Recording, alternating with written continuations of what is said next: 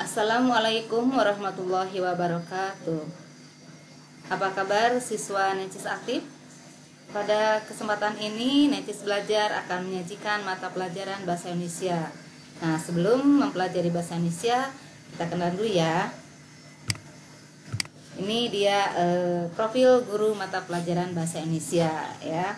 Insya Allah selama setahun ke depan kita akan belajar bersama.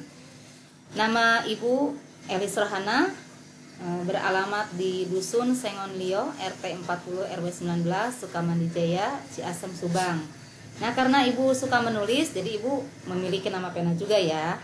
Nama pena Ibu adalah Elis RK, kemudian FB Elis Rohana Sanjaya, kemudian IG-nya Elis RK serta email elis.uson@gmail.com. Nah, di sebelah kanan ini ada buku yang sudah terbit ya, buku terakhir yang sudah terbit, nanti bisa kalian baca di perpustakaan ya setelah corona usai.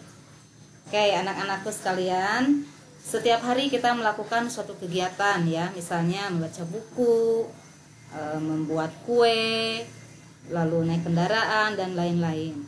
Nah, agar dapat melaksanakannya dengan benar, kita memerlukan serangkaian petunjuk melakukan kegiatan tersebut. Banyak istilah yang digunakan untuk menyebut petunjuk-petunjuk itu. Ada yang menyebutnya kiat, tips, cara jitu, dan lain-lain. Nah, kita sebut sajalah istilah tersebut dengan prosedur. Mempelajari prosedur itu sangat penting ya. Selain kita dapat melakukan suatu kegiatan sesuai dengan prosedur, kita juga dapat memberikan penjelasan kepada orang lain tentang cara melakukan sesuatu sesuai dengan tahapan yang benar. Nah, pada beberapa pertemuan ke depan kita akan mempelajari bab 1, yaitu tentang menyusun teks prosedur. Sebagai gambaran atau untuk membekali kemampuan menyusun teks prosedur, pada bab ini kita akan mempelajari mengonstruksi informasi dalam teks prosedur, merancang pernyataan umum dan tahapan-tahapan, menganalisis struktur dan kebahasaan teks prosedur, dan mengembangkan teks prosedur.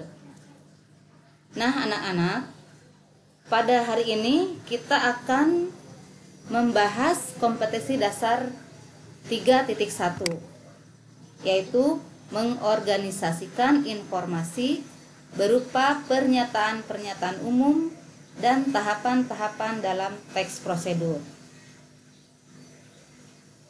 Setelah mempelajari KD 3.1, kalian diharapkan dapat 1. Menunjukkan pernyataan-pernyataan umum dalam melakukan suatu kegiatan, dan yang kedua, menuliskan tahapan-tahapan sebagai prosedur melakukan suatu kegiatan.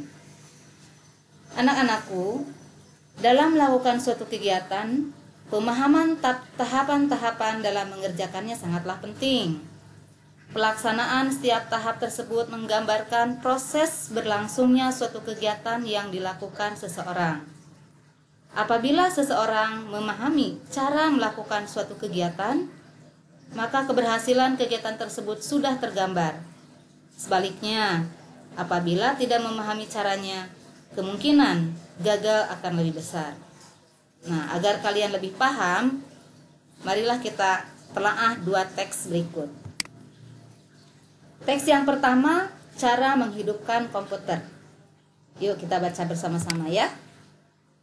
Komputer merupakan salah satu perangkat elektronik yang sering digunakan untuk memudahkan pekerjaan manusia.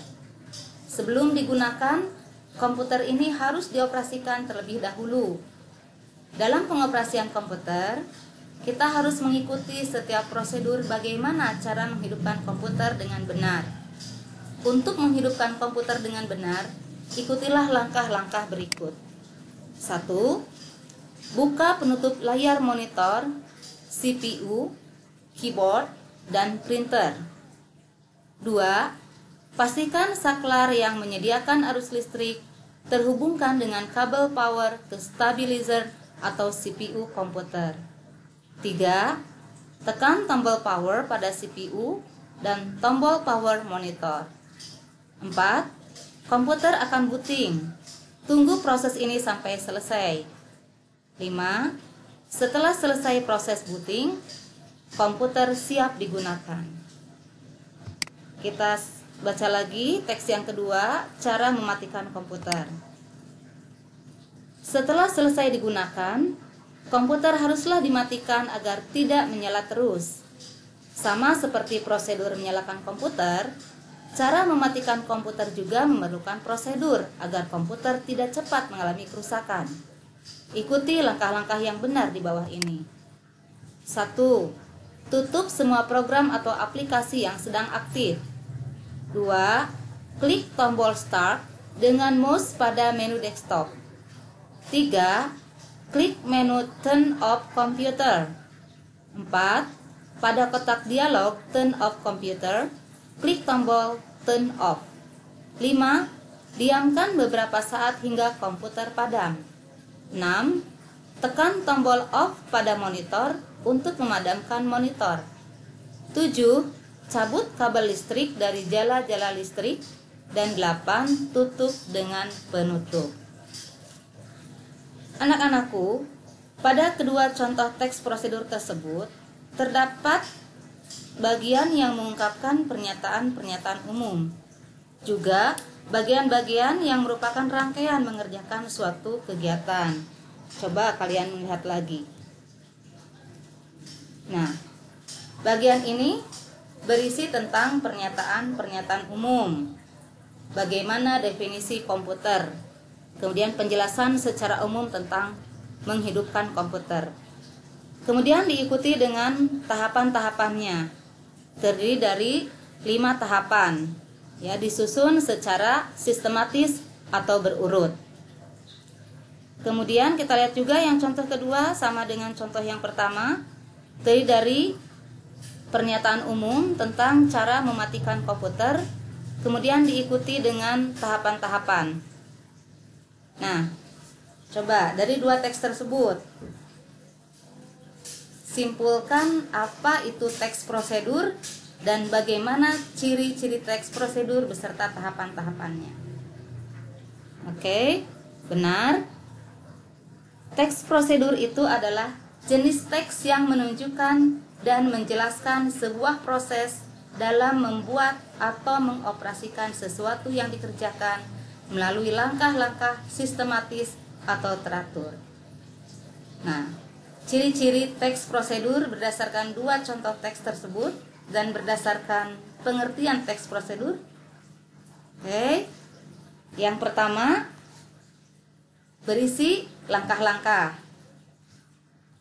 Yang kedua, disusun secara informatif. Tadi menginformasikan tentang cara menghidupkan dan mematikan komputer ya. Yang ketiga, dijelaskan secara terperinci, mulai dari awal sampai terakhir ya. Lalu yang keempat, bersifat objektif, apa adanya. Yang kelima, menggunakan syarat atau pilihan. Dan yang keenam, kalimatnya jelas, logis, dan singkat. Bagaimana? Sudah paham kan? Oke. Untuk lebih paham lagi, silahkan kalian kerjakan tugas. Nah, tugas ini ada pada buku paket halaman 11 dan 12. Ya, demikian mata pelajaran Bahasa Indonesia hari ini. Sampai berjumpa pada mata pelajaran Bahasa Indonesia berikutnya. Assalamualaikum warahmatullahi wabarakatuh.